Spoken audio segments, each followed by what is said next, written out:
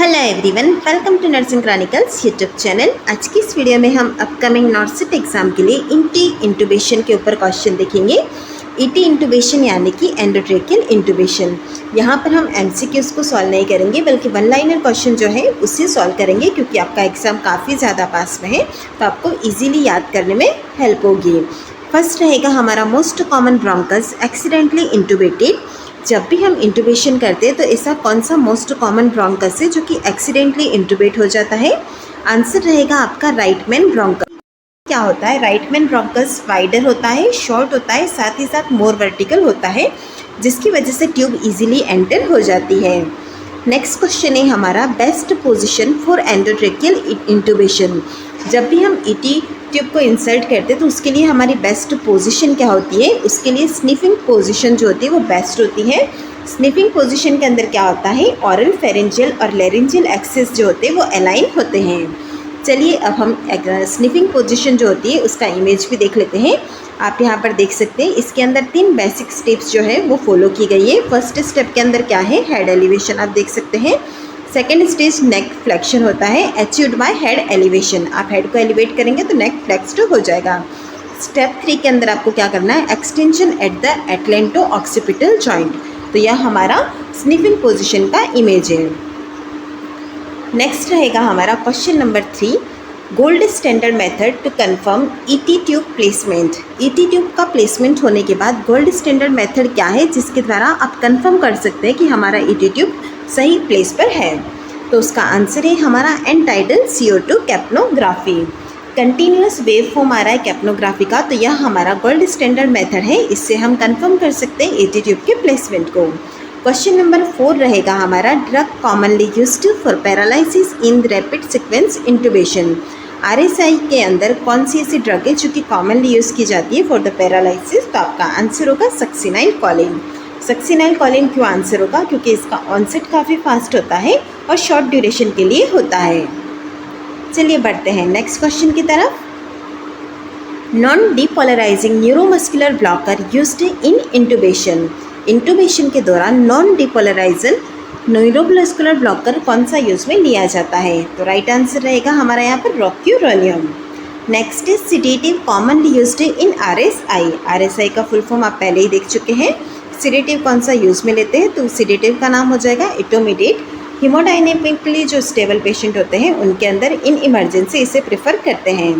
Next question रहेगा हमारा normal cuff pressure of ET tube. ET tube का normal cuff pressure कितना होता है? 20 to 30 सेंटीमीटर ऑफ H2O। यह प्रिवेंट करता है एस्पिरेशन से, साथ ही साथ अवॉइड करता है ट्रेकियल इंजरी को। क्वेश्चन नंबर 8 रहेगा हमारा purpose of cuff in ET tube. हम ईटी ट्यूब जो होते हैं कफ और अनकफ दोनों होती है, लेकिन जो कफ होती है उसके अंदर पर्पस क्या होता है कफ का? तो आंसर रहेगा हमारा prevent aspiration and air leak. Next है हमारा question number 9, stomach distension after ventilation indicate. अगर वेंटिलेशन प्रोवाइड करने के बाद स्टमक इन्फ्लेट हो रहा है, डिस्टेंट हो रहा है, तो उसका क्या रीज़न है? इसका मतलब है कि ईटी जो है हमारी वो इसोफेजियल के अंदर इंटूबेट हो गई है, जिसकी वजह से जो हमारे लंग्स के अंदर वेंटिलेशन पहुंचना चाहिए तो वो एयर हमारे स्टमक के अंदर एंटर हो गई है।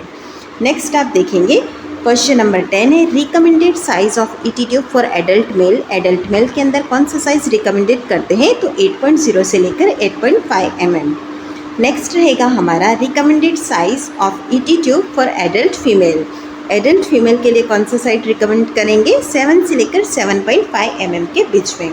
जब भी हम ईटी ट्यूब को इंसर्ट करते हैं तो वहाँ पर हम स्टैंडर्ड साइज़ की ईटी ट्यूब ही उनकी एज के अकॉर्डिंग यूज़ में लेते हैं, क्योंकि यह इंश्योर करता है एडिक्वेट वेंटिलेशन एंड सक्शनिंग को। अगर हमारा ईटी ट्यूब बहुत स्मॉल होगा तो उसकी वजह से एयरवे रेजिस्टेंस होगा, और अगर लार्ज होगा तो उसकी वजह से ट्रेकियल इंजरी हो सकती है। इसीलिए आपको हर एज ग्रुप के अकॉर्डिंग, जैसे कि neonates, child, adult, male, female, इस अकॉर्डिंग स्टैंडर्ड साइज़ की जो होती है उसे यूज़ में लेना है। क्वेश्चन नंबर 12 रहेगा हमारा structure visualised during laryngoscopy for intubation. यहाँ पर हमें पूछा गया कि कौन सा ऐसा स्ट्रक्चर होता है जिसे हम विजुलाइज करते हैं ड्यूरिंग लैरिंगोस्कोपी, जब हमें इंटूबेशन करना होगा? राइट आंसर है हमारे यहाँ पर vocal cord. ET tube must pass through vocal cord into trachea. Visualisation जो होता है उससे हम कंफर्म करते हैं करेक्ट पाथवे को। क्वेश्चन नंबर 13 रहेगा हमारा device used to inflate ET tube cuff. ET tube के कफ को इन्फ्लेट करने के लिए कौन सी डिवाइस यूज़ में लेते हैं? तो सिरिंज जो होती है उससे हम यूज़ में लेते हैं। एयर इज़ इंजेक्टेड इनटू कफ। हम जो होता है सिरिंज के द्वारा एयर को इंजेक्ट करते हैं, जिसकी वजह से पायलट बलून बनता है, जो कि इंश्योर करता है प्रॉपर सील इन ट्रेकिया। नेक्स्ट क्वेश्चन रहेगा हमारा नॉर्मल ऑक्सीजन सैचुरेशन बिफोर इंटूबेशन। जब हम इंटूबेट करते हैं तो वहाँ पर नॉर्मल ऑक्सीजन सैचुरेशन कितना होना चाहिए? मोर देन 94% होना चाहिए। हम क्या करेंगे, पर्सन को एडिक्वेट प्री ऑक्सीजनेशन प्रोवाइड करेंगे, जिसकी वजह से हाइपोक्सिया का जो रिस्क होता है ड्यूरिंग इंटूबेशन वो रिड्यूस होगा। इसीलिए हमारा जो टारगेट SpO2 का लेवल होता है वो मोर देन 94% होता है। नेक्स्ट आप देखेंगे क्वेश्चन नंबर 15 को। Laryngoscope blade used most commonly in adults. Adults के अंदर कौन सी ऐसी लेरिंगोस्कोप ब्लेड है जो कि यूज़ में ली जाती है? तो वो है हमारी मैकिन्टोश ब्लेड। नेक्स्ट है हमारा इनकरेक्ट ईटी ट्यूब प्लेसमेंट में कॉज। अगर ईटी ट्यूब का प्लेसमेंट इनकरेक्ट है तो पर्सन को हाइपोक्सिया डेवलप होगा। नेक्स्ट क्वेश्चन की तरफ हम बढ़ेंगे। क्वेश्चन नंबर 17 है हमारा most reliable clinical sign of correct ET tube placement. हमारा ईटी ट्यूब जो है उसके करेक्ट प्लेसमेंट के लिए मोस्ट रिलायबल क्लिनिकल साइन क्या है? अगर आप ब्रीथ साउंड को चेक करेंगे तो बाइलेटरली इक्वल ब्रीथ साउंड आपको प्रेजेंट देखने को मिलेगा। क्वेश्चन नंबर 18 रहेगा हमारा absence of breath sound on left side indicate. Left side जो है वो ब्रेथ साउंड इंडिकेट एब्सेंट है, तो वह क्या इंडिकेट करेगा? यह इंडिकेट करता है कि यहाँ पर राइट मैन ब्रोंकस के अंदर इंटूबेशन हो गया है। नेक्स्ट आप देखेंगे इंस्ट्रूमेंट यूज्ड फॉर ईटी इंटूबेशन। आपको पता होगा जब भी हम ईटी इंटूबेट करते हैं तो वहाँ पर लेरिंगोस्कोप जो होता है वह यूज़ में लिया जाता है। नेक्स्ट क्वेश्चन की तरफ बढ़ेंगे। Blade commonly used in paediatric intubation. Paediatric intubation के अंदर मिलर ब्लेड जो होती है उससे आप यूज़ में ले सकते हैं। आप यहाँ पर इमेज देख सकते हैं, यहाँ पर लेरिंगोस्कोप का हैंडल दिया गया है, साथ ही साथ ब्लेड दी गई है। यहाँ पर मैकिन्टोश और मिलर दोनों दी गई है। मिलर जो होती है वो कुछ स्ट्रेट इस तरह की दिखाई देती है और मैकिन्टोश जो होती है वो कर्व्ड होती है।